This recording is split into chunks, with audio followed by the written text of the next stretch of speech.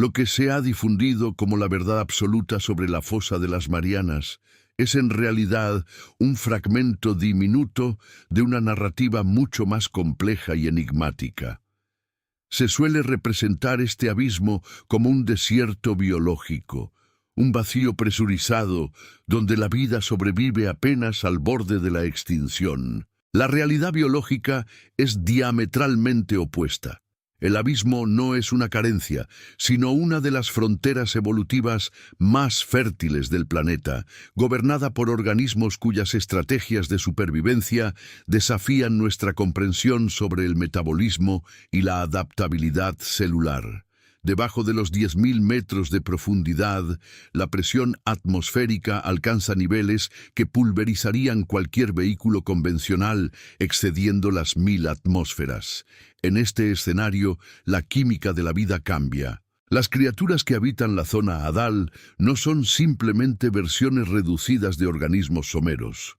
Poseen membranas celulares compuestas por lípidos piezoeléctricos y proteínas optimizadas para funcionar no a pesar de la presión, sino gracias a ella. El pez caracol de las Marianas, por ejemplo, ha desarrollado un esqueleto cartilaginoso parcialmente traslúcido y tejidos altamente hidratados que neutralizan la fuerza titánica del agua circundante, permitiéndole cazar con una agilidad que contradice la inmovilidad aparente de un entorno oscuro y helado.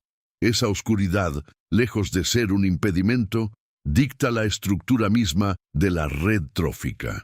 En ausencia de la luz solar, el ecosistema hadal depende de lo que se conoce como nieve marina, un goteo incesante de materia orgánica, cadáveres y detritos que descienden desde las capas productivas de la superficie.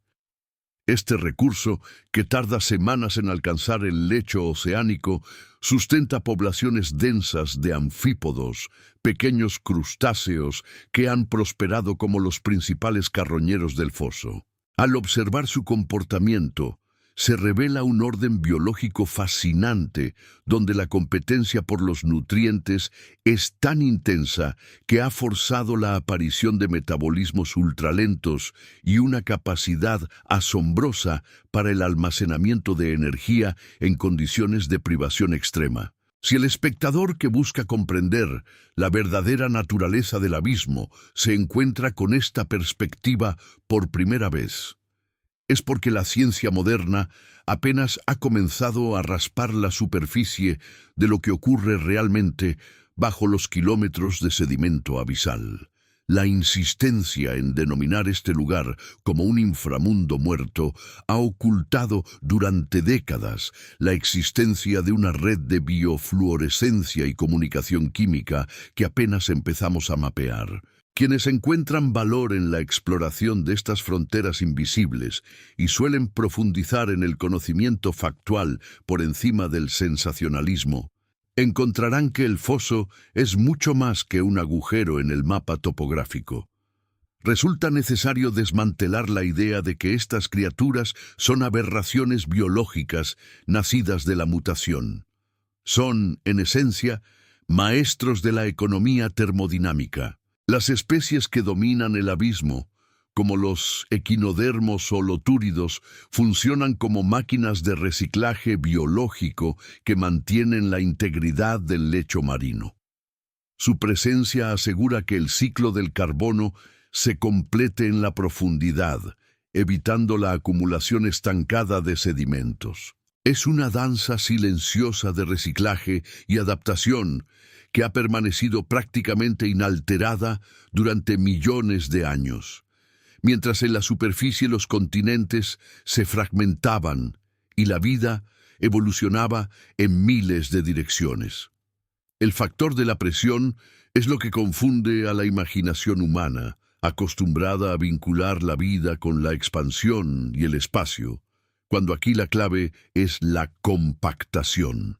Pensemos en los microorganismos que habitan las grietas de las paredes de la fosa, los extremófilos que metabolizan el metano y otros compuestos inorgánicos emanados por la actividad geológica del manto. Estos seres no respiran oxígeno como los mamíferos, ni dependen de la fotosíntesis.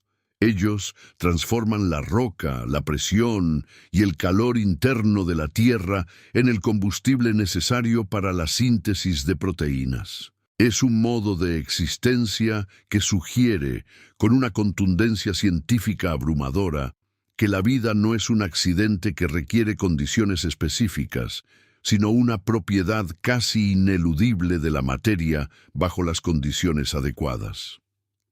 Estudios oceanográficos realizados en la última década han empleado tecnología robótica de inmersión profunda para desplegar landers equipados con cámaras de alta resolución y sensores de composición química, revelando que la densidad de vida en la zona de Challenger Deep es sorprendentemente superior a las estimaciones del siglo pasado. Esta divergencia entre los datos iniciales y la realidad actual nos obliga a reconsiderar qué significa habitable. La pregunta ya no es si existe vida allá abajo, sino cuántas formas de vida aún desconocidas están utilizando mecanismos de bioluminiscencia y señalización electrónica para interactuar en una oscuridad absoluta. Este es un loop abierto. Una veta de información que no cierra sino que invita a una observación más metódica.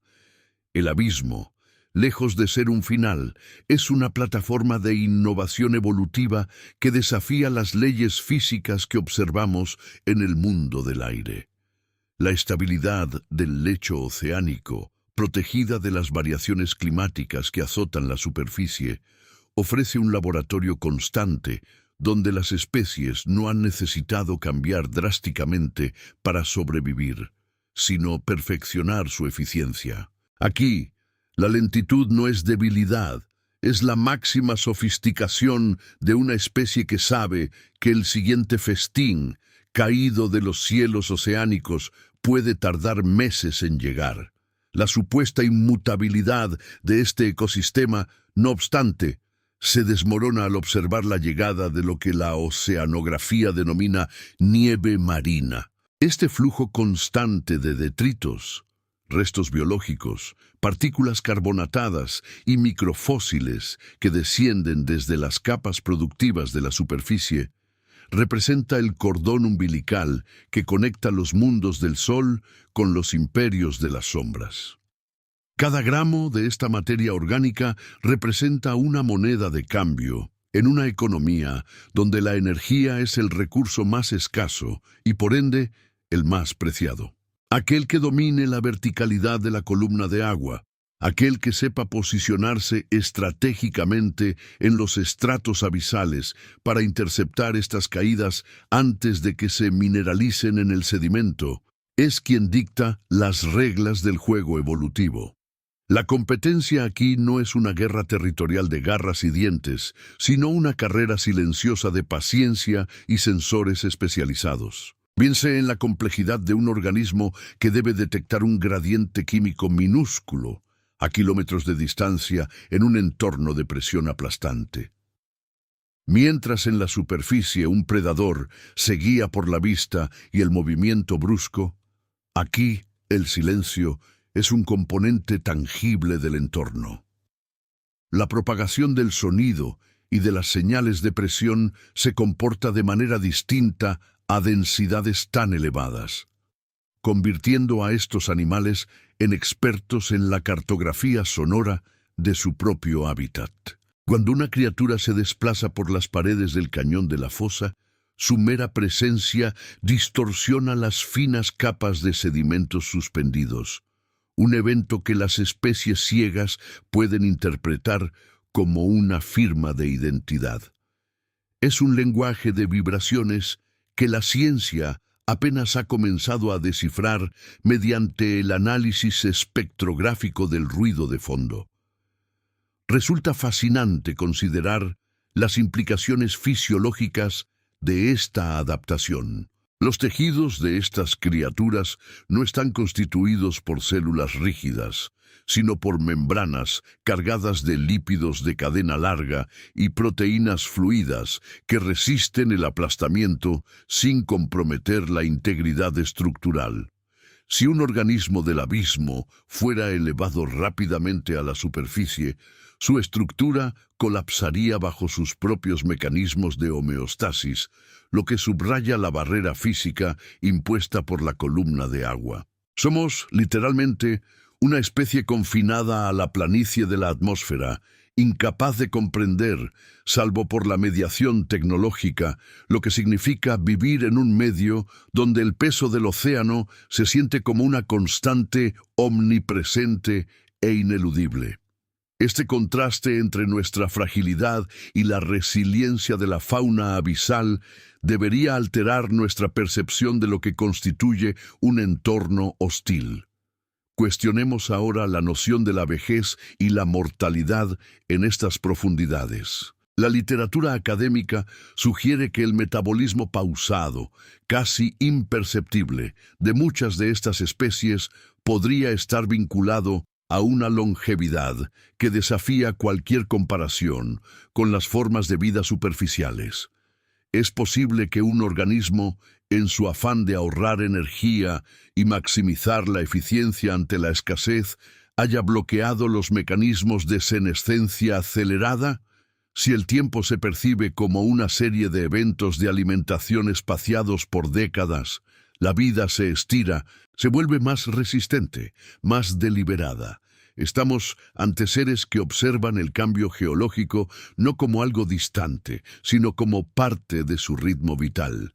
Son los cronistas silenciosos de la corteza terrestre, habitando grietas cuya propia formación ha sido testigo de eras glaciares que fueron apenas un parpadeo en sus ciclos de vida.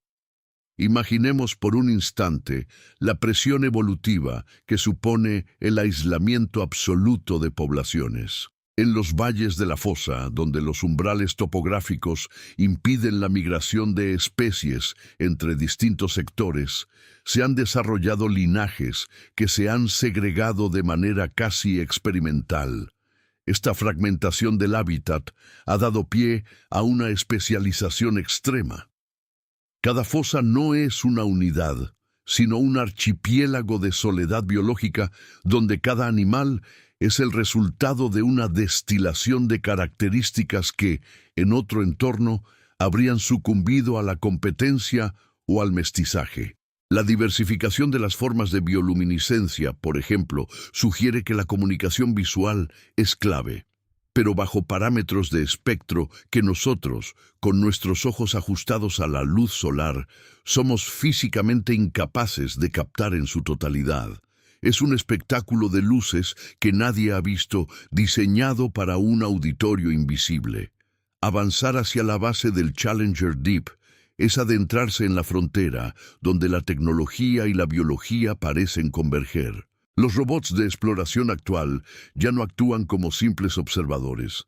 Sus materiales buscan emular la resiliencia de los caparazones quitinosos y las vejigas natatorias adaptadas que hemos encontrado a esas profundidades. Existe una transferencia de conocimiento implícita. Al estudiar al animal, rediseñamos nuestra máquina. Esta retroalimentación constante define la nueva era de la exploración oceánica profunda. Ya no se trata solo de catalogar especies nuevas, sino de comprender los procesos termodinámicos que permiten la existencia misma de la vida en condiciones que, hasta hace apenas unas décadas, considerábamos termodinámicamente estériles. Lo que creíamos un desierto abisal resulta ser el bastión más oculto de la creatividad de la naturaleza. Guarde consigo la idea de que la superficie es solo una fina película de realidad en comparación con el volumen total de la biosfera. Si las leyes que dictan la vida aquí abajo son, en efecto, más fundamentales que las que observamos arriba, entonces nuestra comprensión de la evolución biológica sigue siendo una visión sesgada, limitada por nuestra propia perspectiva aérea. Este desajuste cognitivo, esta incapacidad para imaginar el funcionamiento de mundos donde la gravedad y la luz no son los protagonistas principales, es lo que vuelve el estudio de las Marianas no solo una tarea científica, sino una necesaria revisión de nuestro lugar en el cosmos. La vida se ha adaptado al abismo, pero ahora nosotros nos enfrentamos a la necesidad de adaptarnos, al menos mentalmente, a la realidad de que el océano profundo nos precede y en términos de resiliencia geológica probablemente no sobrevivirá. La superficie es, en última instancia, un accidente geográfico temporal. El abismo, en cambio, permanece como la arquitectura constante del planeta. Mientras el conocimiento se expande, la necesidad de un seguimiento preciso de estos descubrimientos se vuelve capital. Para aquellos que comprenden la urgencia de desvelar este mapa oculto, existe un punto de encuentro técnico en este canal. Al activar las notificaciones y seguir las actualizaciones documentales, cada integrante de esta comunidad se asegura de no perder el próximo fragmento de esta investigación que sigue, en tiempo real, los avances más insólitos sobre las fronteras del lecho marino. Todo comentario sobre qué aspecto de esta resistencia biológica le parece más inquietante es una pieza valiosa para completar el rompecabezas interpretativo que venimos trazando. La estructura de lo que consideramos normal en el reino animal se desmorona al descender más allá de la zona batial, donde la columna de agua se densifica bajo el peso insoportable de 11.000 metros de presión. Existe la creencia arraigada de que la luz solar es el motor innegociable de la vida, un axioma que hemos sostenido desde los albores de la biología básica. Sin embargo, las profundidades de la fosa nos confrontan con una disonancia. Aquí no hay fotosíntesis, no hay ciclos estacionales y la energía no proviene del astro rey, sino de las entrañas térmicas de la propia Tierra. En este escenario, la vida funciona mediante la quimiosíntesis, un proceso en el cual organismos microscópicos procesan minerales expulsados por las chimeneas hidrotermales. Si hasta ahora la visión convencional nos dictaba que la energía es un recurso que baja desde la superficie en forma de nieve marina, detritos orgánicos que caen lentamente hacia el fondo, el descubrimiento de ecosistemas autónomos independientes del Sol cambia radicalmente la premisa del juego. La biomasa del abismo no depende de nuestro ciclo biológico. Es un sistema en paralelo, una ramificación evolutiva que ha decidido, hace eones, que el Sol es una fuente innecesaria. Imaginemos por un instante la capacidad de un organismo para alterar su propia estructura molecular, a medida que el ambiente se vuelve más opresivo. En condiciones terrestres, el tejido vivo tiene un límite de flexibilidad ante el impacto físico. En el abismo, la vida abandona la rigidez. Los peces abisales, lejos de las estructuras óseas calcificadas que definen a sus parientes costeros, han desarrollado esqueletos reducidos y membranas gelatinosas que no ofrecen resistencia a la presión atmosférica del fondo. Es un ejercicio magistral de ingeniería biológica. El entorno no es un enemigo a vencer, sino un medio a integrar en la propia morfología. Al observar a estas criaturas, cuerpos traslúcidos que parecen más fluidos que sólidos, uno comprende que la robustez externa, la coraza o la fuerza bruta son solo herramientas para un mundo que ignoraba el concepto de profundidad. Aquí, la máxima no es la resistencia, sino la fluidez. Aquel que se aferra a la rigidez se fractura. La evolución, en el lenguaje oscuro de la fosa, prefiere la capacidad de amoldarse a la física del entorno sin ofrecer combate. Cualquier intento por categorizar estas especies bajo los lentes tradicionales de nuestra fauna suele resultar en un fracaso taxonómico.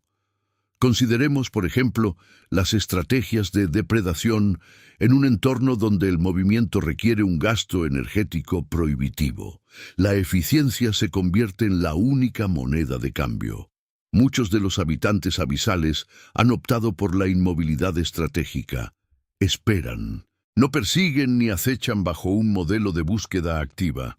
Se despliegan como una trampa biológica, un faro de luz fría generado a través de la bioluminiscencia para atraer a una presa que, de otro modo, jamás aparecería. Es una inversión de energía. Sacrifican el metabolismo acelerado a cambio de una longevidad que desafía los ritmos frenéticos de la superficie. Cuando comparamos este modo de existencia con la vorágine de la vida terrestre, la diferencia no es solo biológica, es filosófica. Mientras la superficie premia la velocidad y el crecimiento exponencial, el abismo premia la paciencia geométrica. Es una forma de existencia donde los ciclos de reproducción pueden durar décadas y donde la muerte no es un evento drástico, sino una transición lenta de regreso a la columna de agua. La bioluminiscencia es quizás el elemento más fascinante de esta arquitectura del silencio. Lejos de ser un simple adorno, la luz aquí abajo es un lenguaje, un señuelo, una herramienta de camuflaje y en ocasiones un grito. Al no existir una fuente de luz blanca, cualquier destello es una interrupción drástica en la oscuridad eterna. Aquellos que han desarrollado la capacidad de emitir luz han tenido que dominar una química compleja, produciendo energía con una eficiencia casi absoluta, donde apenas se pierde calor. Una necesidad vital en un entorno donde la temperatura ronda el punto de congelación. Pensemos en una criatura capaz de apagar y encender su propia identidad visual a voluntad, convirtiéndose en invisible ante los receptores de sus enemigos, solo para reaparecer y desencadenar un proceso de caza instantáneo. Es una ventaja táctica que ha sido perfeccionada durante millones de años, aislada del resto del mundo, un desarrollo tecnológico natural que apenas empezamos a comprender en nuestros laboratorios más avanzados. Existe una paradoja cuando observamos la fragilidad aparente de estos especímenes. Fuera de su presión original, su estructura colapsa. Sus células se desintegran y se vuelven informes. Esta fragilidad extrema es, en realidad, un testamento de su especialización. Ellos no son seres débiles, son maestros que han alcanzado la perfección en una zona de exclusión donde ninguna otra forma de vida vertebrada lograría sobrevivir más que unos pocos segundos. La lección que nos deja el estudio de la fosa no es sobre la vulnerabilidad, sino sobre la adaptación extrema. Si somos capaces de desentrañar los mecanismos bioquímicos que permiten a estas células operar bajo tales condiciones, podríamos estar ante una llave maestra para la medicina regenerativa o para materiales de nueva generación. La ciencia de lo profundo no busca solo clasificar criaturas raras, busca comprender la flexibilidad última de la vida. ¿Hasta dónde puede estirarse el límite de la biología antes de romperse? La fosa de las Marianas es el laboratorio donde esta pregunta se responde a diario en el lenguaje oscuro del carbono y la presión hidrostática. Avanzando en la escala del abismo, nos topamos con la cuestión de la comunicación en un medio donde la visión es poco confiable. El sonido, o mejor dicho, la vibración a baja frecuencia, se desplaza mucho más eficientemente en el agua que en cualquier otro medio gaseoso. Los ecosistemas profundos son, posiblemente, sinfonías vibratorias que escapan totalmente a nuestra escucha. Aquellos que decidan investigar qué frecuencias dominan estas extensiones notarán que no hay silencio, sino una red de señales constantes que mantienen el orden de este desierto líquido. Es una forma de comunicación que ignora la distancia física de la misma manera que nuestra tecnología intenta hacerlo, pero con un componente de supervivencia directa ligado al cada pulso detectado. Quien logre mapear estas frecuencias estará escuchando la voz de la Tierra profunda, un sistema que ha funcionado en estricta coordinación desde antes de que los mamíferos reclamaran la superficie continental. Al considerar este nivel de sofisticación en un mundo que solemos llamar vacío, El concepto de desolación pierde todo su sentido. La oscuridad no es ausencia de vida, es simplemente una forma diferente de presencia, una capa de realidad donde las reglas del juego han sido reescritas a favor de la estabilidad. El hecho de que sigamos encontrando especies nuevas tras décadas de descenso sistemático es un recordatorio humilde de nuestra posición como observadores externos. No hemos colonizado este entorno ni lo hemos comprendido en su totalidad. Somos meros turistas técnicos asomados a un balcón inmenso. El desajuste que sentimos al contemplar estas formas de vida es el reconocimiento subconsciente de nuestra propia limitación biológica. A diferencia de las criaturas de la fosa, nosotros requerimos una cantidad masiva de tecnología para siquiera visitar estos parajes, una dependencia que nos coloca en una posición de clara inferioridad frente a la resiliencia evolutiva de un simple crustáceo abisal. Es esta tensión entre el explorador tecnológico y el maestro de la supervivencia extrema la que define nuestra relación con el océano. Al documentar estas fronteras, la comunidad no busca dominar el espacio, sino ser testigo de un sistema que, por definición, nos excluye. Para aquellos que valoran este ejercicio de humildad intelectual, la investigación continúa en los siguientes capítulos, donde los patrones de comportamiento inesperados y los hallazgos geológicos recientes prometen transformar lo que hasta hoy llamábamos ciencias del mar. Si la curiosidad científica es el motor que nos impulsa a seguir, la vigilancia constante sobre estos descubrimientos es el ancla. Mantenerse al tanto de cómo los sensores remotos están capturando datos que antes considerábamos imposibles de obtener es un compromiso con la verdad científica que solo los integrantes más dedicados de esta comunidad mantienen, asegurando que cada detalle fundamental de nuestra exploración permanezca presente en el debate contemporáneo. La presión hidrostática a estas profundidades, que puede superar las 1000 atmósferas, funciona como un filtro implacable que elimina toda frivolidad biológica. A 10.000 metros bajo el nivel del mar, una estructura ósea convencional se fragmentaría como cristal golpeado por un martillo. Sin embargo, la vida ha respondido con una ingeniería molecular que roza lo inimaginable. La sustitución de cavidades llenas de aire por tejidos gelatinosos y fluidos altamente compresibles. Observar estos organismos no es solo ver animales, es presenciar una lección magistral sobre cómo la materia puede organizarse para resistir lo insoportable. Este ajuste estructural no es una anomalía, sino el estado natural de un ecosistema que prescinde de la luz solar, una ausencia que redefine toda la cadena trófica existente. Allí, el concepto de búsqueda de alimento se transforma. Ya no hay pastoreo vegetal ni fotosíntesis. Hay una dependencia agónica de lo que desciende desde las capas superiores, conocido como el nieve marina o, en casos fortuitos, el desplome de una carcasa de un gran animal. Un solo evento de este tipo puede sostener una colonia entera de organismos oportunistas durante años, convirtiendo la muerte de una ballena en las capas superficiales en el banquete principal de una corte monárquica en los fondos oceánicos. Consideremos un caso hipotético, una arquitectura de supervivencia donde un organismo necrófago permanece en estado de letargo metabólico durante meses, activándose únicamente ante la detección química de materia orgánica en descomposición. Mientras en la superficie medimos el éxito biológico por la velocidad, el crecimiento y la reproducción constante, en el abismo de las Marianas, el triunfo pertenece al ejemplar que sabe esperar.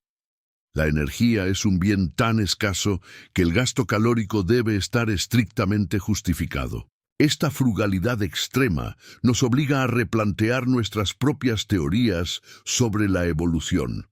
¿Es la complejidad del sistema nervioso siempre una ventaja o es, en este entorno, una carga energética que la naturaleza ha descartado en favor de una eficiencia bioquímica casi monástica?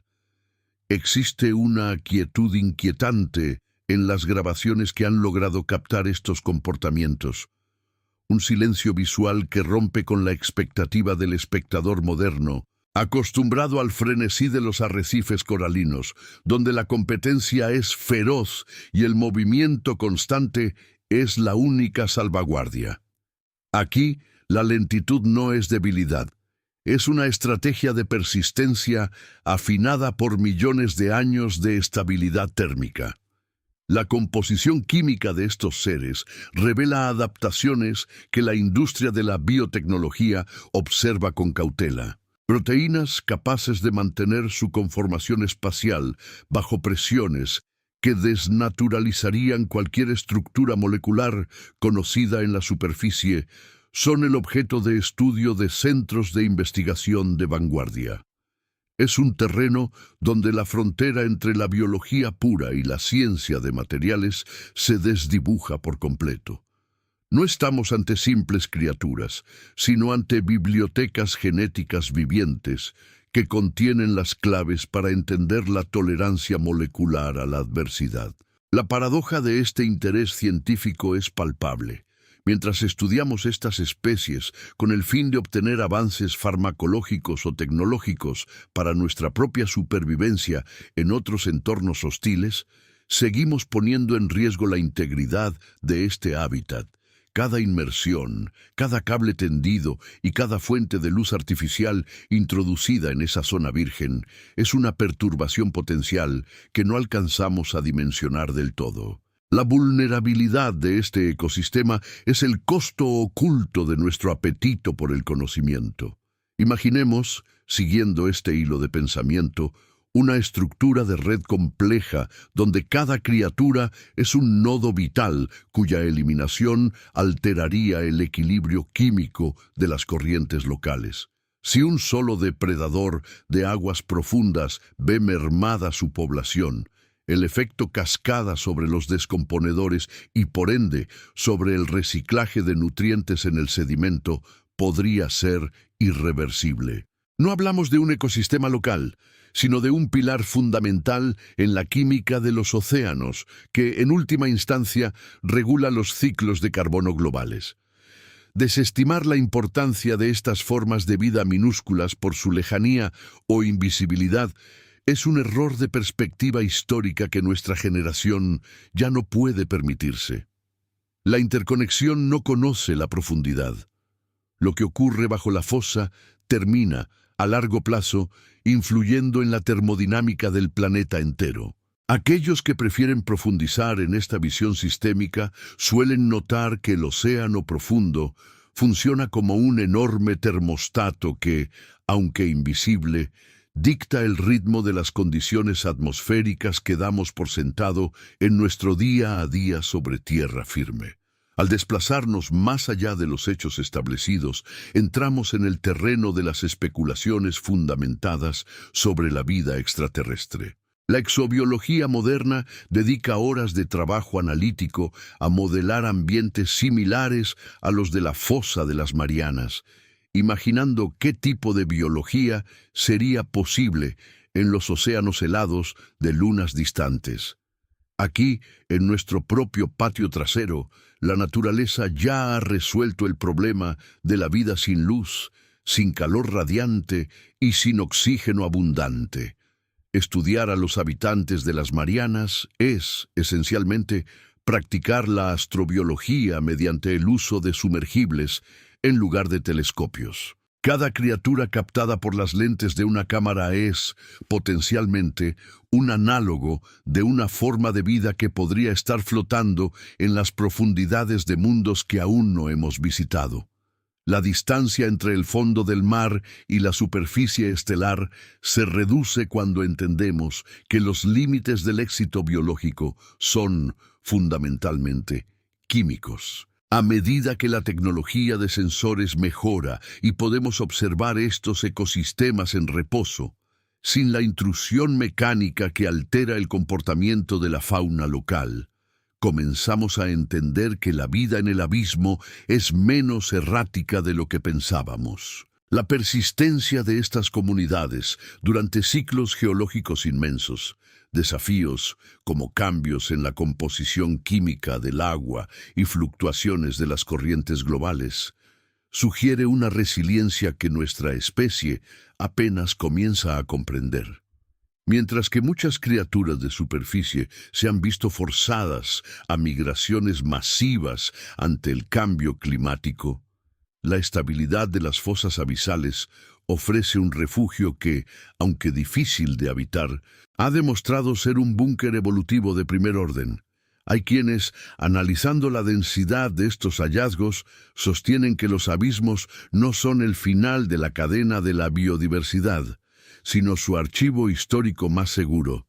Lo que se perdió en la superficie, en muchos casos, encuentra una continuación adaptativa en el fondo del mar.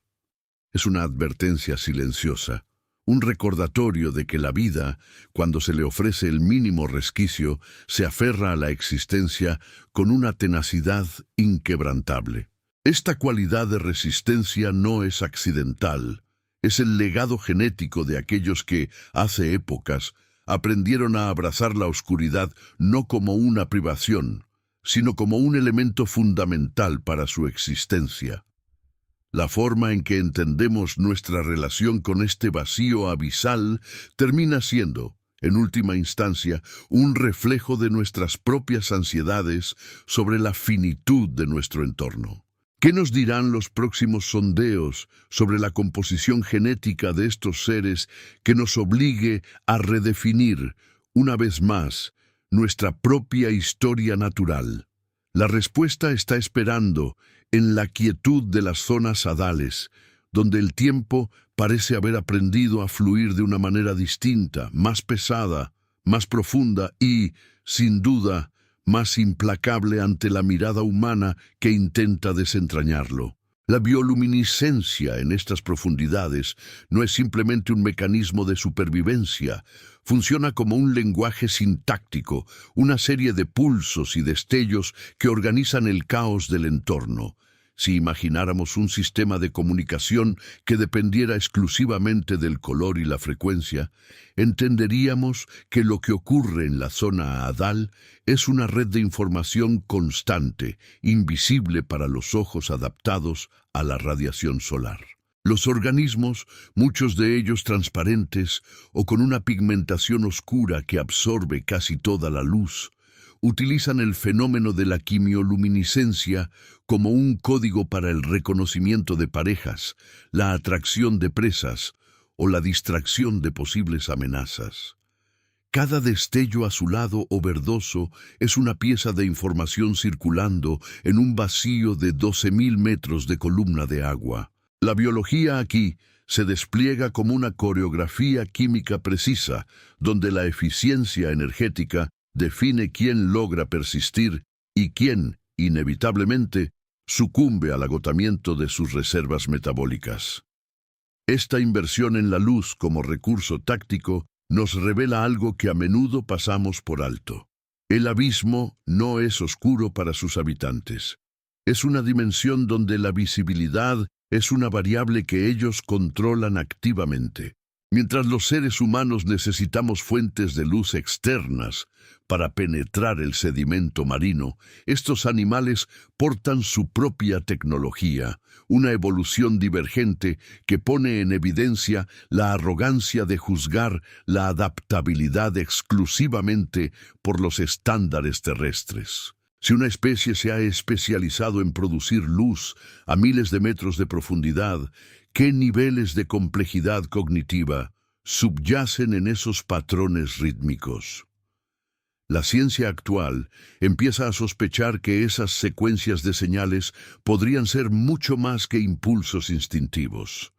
Existe una sofisticación social incipiente en la forma en que los grupos minoritarios gestionan su luminosidad, sugiriendo una organización que desafía la idea del solitario vagabundo abisal. Consideremos un caso hipotético: una red compleja de organismos que sincronizan sus emisiones lumínicas para crear la ilusión de una masa corporal mayor.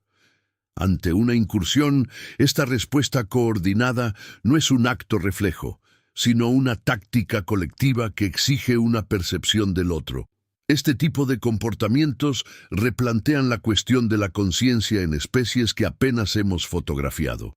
Si la presión hidrostática altera las funciones de las moléculas proteicas de manera radical, obligando a las células a desarrollar composiciones de fluidos internos radicalmente distintas, ¿de qué forma esa alteración química a nivel molecular afecta al procesamiento neuronal?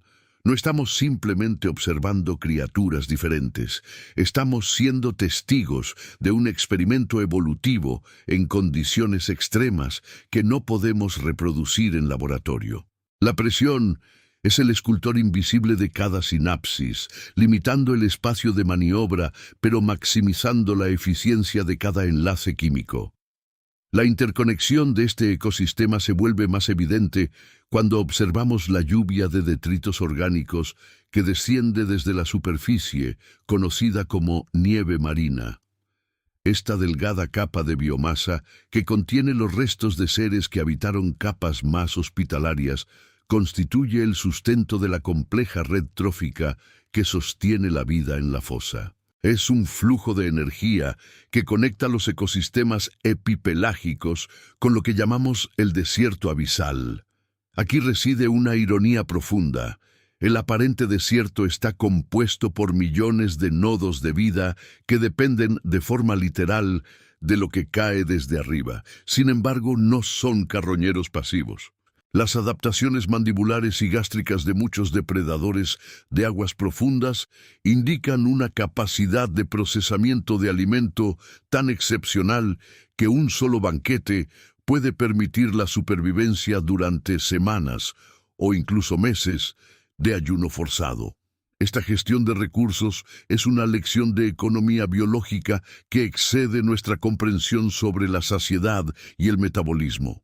Cuando analizamos la estructura biológica de estas especies, se nota una fragilidad estructural que se convierte en una fortaleza mecánica bajo presiones aplastantes.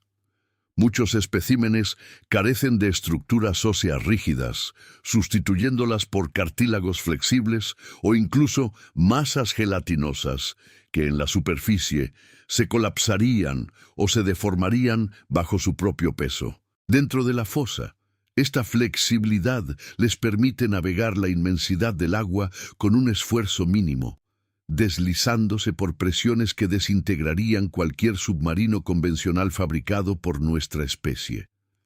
La solidez en la zona hadal es una vulnerabilidad. La lección para quienes buscan comprender la naturaleza fundamental de estos animales radica en aceptar que las reglas de la biología convencional fueron escritas a nivel del mar. Al descender, debemos desaprender la equivalencia entre estructura rígida y fuerza. La elasticidad es la verdadera moneda de cambio en las fosas oceánicas. Si bien la exploración se ha acelerado en las últimas décadas gracias a los avances en la robótica submarina, cada nueva captura o imagen recuperada suele ir acompañada de una pregunta abierta. Algunas especies parecen ser reliquias de linajes que se extinguieron en niveles superiores hace millones de años, convirtiéndose en el registro fósil viviente del abismo. Este aislamiento geográfico y de presión no ha sido solo una barrera para los depredadores de la superficie, sino un catalizador de especiación. Al estar aisladas en una trinchera geográfica tan específica, las poblaciones han desarrollado particularidades genéticas únicas, convirtiendo a cada fosa individual en un laboratorio privado donde la evolución ha seguido rutas divergentes y fascinantes.